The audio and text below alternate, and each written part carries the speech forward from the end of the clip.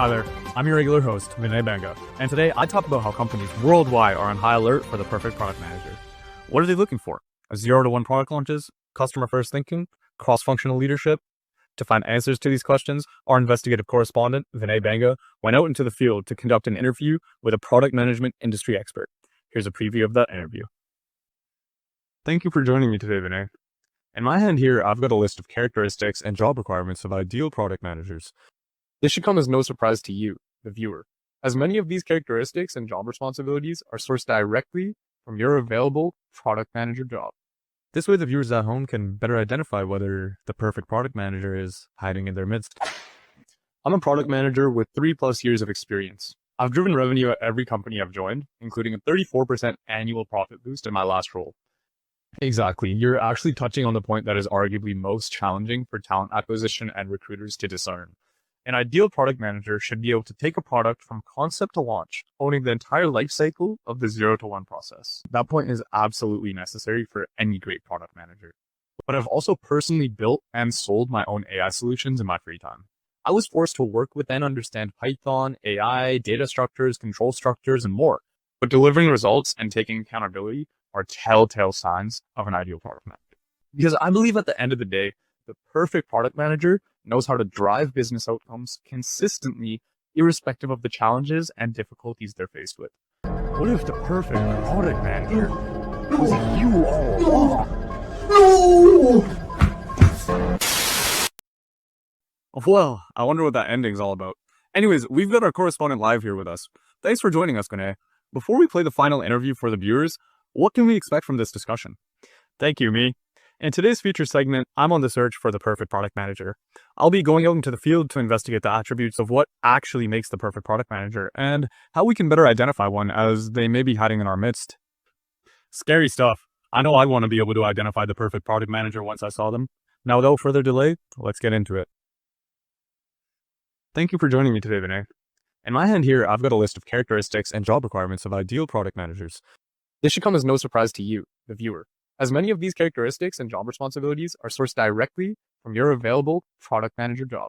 I'll read them aloud to you, Vinay, and I'd like you to provide real-life examples of what it would look like for a product manager to be meeting these requirements. This way, the viewers at home can better identify whether the perfect product manager is hiding in their midst. Before we get into that, would you mind telling us a little bit about yourself and why the viewers should take you seriously? For sure. My name is Venaybanga. I'm a product manager with 3+ years of experience. I've driven revenue at every company I've joined, including a 34% annual profit boost in my last role. I've not only leveraged AI to help make workflows more efficient, but I've also personally built and sold my own AI solutions in my free time.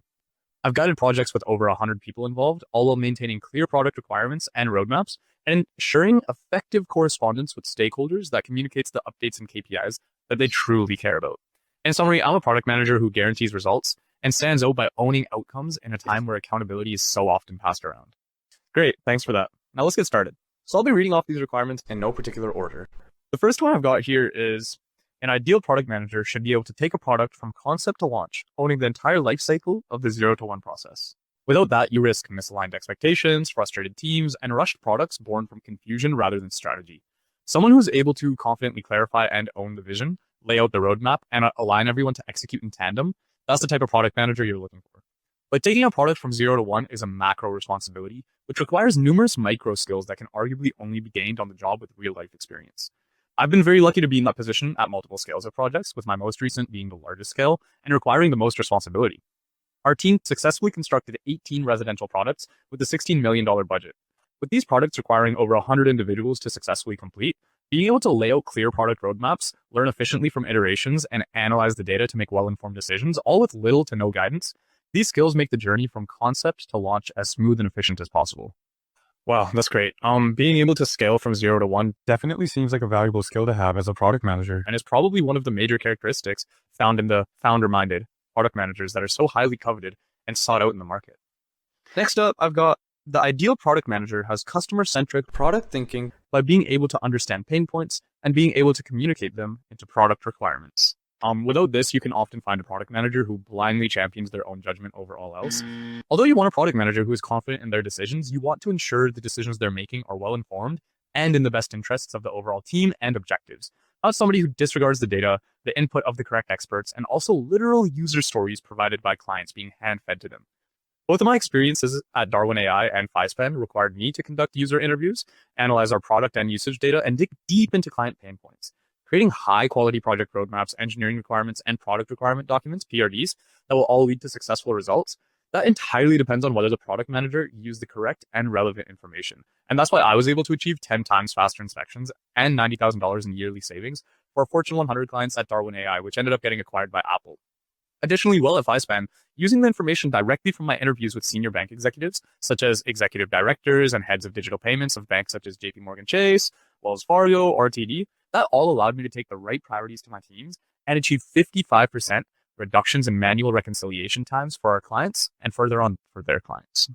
Yeah, that definitely makes sense. I noticed the little humble brags you were able to throw in. I can only imagine how products could suffer if the product manager tried implementing their own personal agendas due to external factors, such as them being a technical expert and thus thinking they should be making the sole decisions on what engineering should have to implement, or even having too much personal business sense and thus trying to pivot the product entirely.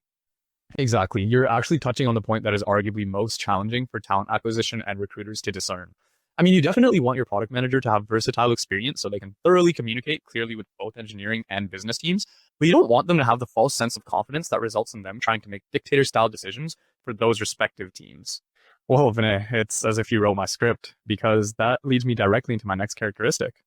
The ideal product manager should be able to work with cross-functional teams and align them towards team objectives with clear communication and understanding. Yeah, this is another great one. As you might be able to see for yourself by now, all of these responsibilities and characteristics actually complement one another.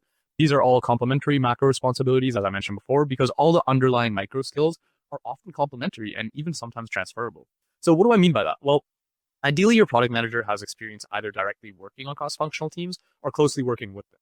For example, I speak the language of engineering. Sure, my engineering background from Waterloo helped build that steel framework of understanding, as Naval Ravikant would say, but the real fluency came from hands-on experience. For example, when I built and sold Spark Realty, an AI-powered software that scraped local realtor contact information from the internet, I was forced to work with and understand Python, AI, data structures, control structures, and more. But yes, due to my strong engineering foundation, I believe I'm able to learn skills and concepts at an accelerated rate, which I also believe is a very important skill for a product manager, as any meaningful product manager role will require growth, which is just another way of saying you need to be able to learn on the job. But as I mentioned before, I think it's necessary to work directly on or with these cross-functional teams in order to be able to effectively align and communicate with them as a product manager.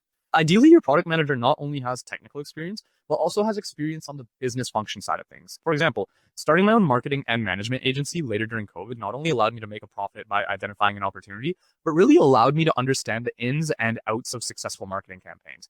Now, I have experience with A/B testing, which is pivotal for a product manager, running targeted marketing campaigns and lookalike audiences, and utilizing pixel data, as well as understanding what product features to actually market, which is often informed by the data. These types of skills allowed me to collaborate with Canadian national soccer team captain Alphonso Davies, which resulted in one of my clients' songs reaching #1 trending on Spotify Canada's hip hop charts.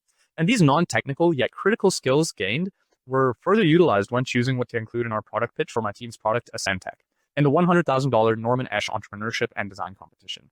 Being able to effectively market the product's features and use cases led to our product being chosen as a finalist in the competition. So not only should a product manager understand what should be built, but also how to ensure that what has been built gets the exposure it deserves. Wow, that makes a ton of sense. It seems like a difficult balance to achieve, as well as many micro skills to obtain. But I guess that's why it's so difficult to find the perfect product manager, which is obviously why we're here.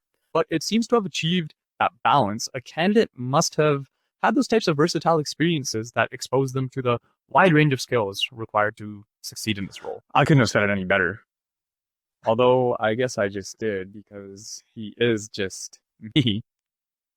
Anyways, Vinay, I know the viewers at home are busy, so I think we should start wrapping this up. Yeah, definitely, Vinay. I agree. I'll just rapid fire the rest of these off. So we've already discussed taking products from 0 to 1, having customer-centric thinking, and leading cross-functional teams. The last ones I've got here are KPI ownership, roadmap strategy, and driving business outcomes. Do you have any quick final thoughts regarding these before we wrap up here? Yeah, those are all, again, great characteristics to include and absolutely necessary in the perfect product manager. Defining and tracking the correct KPIs is extremely crucial because tracking the wrong metrics leads to wrong decisions and very quickly. You want your metrics to effectively and efficiently inform your decisions in order to make quick iterations when required. I mean, that's exactly how I was able to achieve 10 times faster inspections at Darwin AI. But moving on to roadmap strategy, this is also an important responsibility. And as I mentioned previously, any of the responsibilities of a product manager all complement one another. And that's definitely no different here. To have a well-structured roadmap, you need to understand what you want to build, which is much easier to decide if you have customer-centric thinking and are able to understand their pain points. To understand how to get there, you need to be able to work with, take input from, and guide cross-functional teams. And finally, to know if you're hitting the mark and getting to where you want to go, you have to ensure you've defined and tracked the appropriate KPIs. Once you've completed the roadmap, you've gotten to where you wanted to go, then you've successfully taken the product from 0 to 1, and will hopefully be driving business outcomes as a result, which is also the final point that you bring up.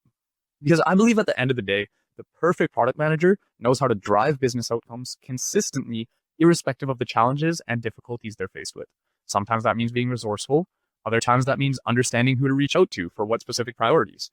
As can be referenced on my resume, I've driven business outcomes and profitability at each experience I've been a part of, usually doing so by completing the job responsibilities that were discussed earlier today. Additionally, I'll be the first to tell you that it's not always a clear-cut path to success, but delivering results and taking accountability are telltale signs of an ideal product manager. Wow, Vinay, those were some inspiring words about success not being a clear-cut path. And actually, they really got me thinking. It made me think that I've provided a list of traits that would constitute the perfect product manager so that we could give the viewers at home the ability to better identify whether the perfect product manager may be hiding in plain sight. But as we continued this interview, I couldn't help but notice you had personal applicable experience for each of these individual responsibilities. And not only did you have these applicable experiences, they were explained in depth on your resume and even backed up by proof on your portfolio. Personally, it seems a little suspicious if you ask me. So when you brought up a clear path to success, it made me think, what if the perfect product manager wasn't hiding in plain sight of the viewers at home? What if the perfect product manager is hiding in my plain sight? What if the perfect product manager is right in front of me? What if the perfect product manager was you all along? No! So clearly the interview didn't end as expected, but we were able to lock up the perfect product manager right here in the studio. To schedule an interview with him, you can reach out to venaybanga@gmail.com. But hurry quick, because he's already drafting his next roadmap on how to escape.